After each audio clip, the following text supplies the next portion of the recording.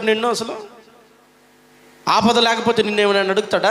తినటానికి, తాగటానికి, జలసాలు చేయటానికి.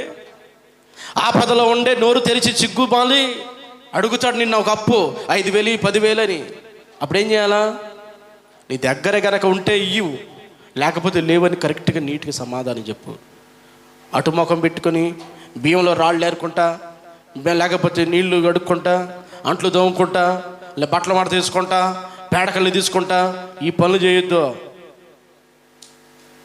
నీ దగ్గర ఉండి కూడా అవసరాలు తీరలేనటువంటి ఒక విధానము నీలో ఉందనుకో, ఒకవేళ నీకు ఆపద వచ్చినప్పుడు సేమ్ చిచ్చి వేసిన బియ్యం కొలత కొలుస్తాడు నీకు కూడా.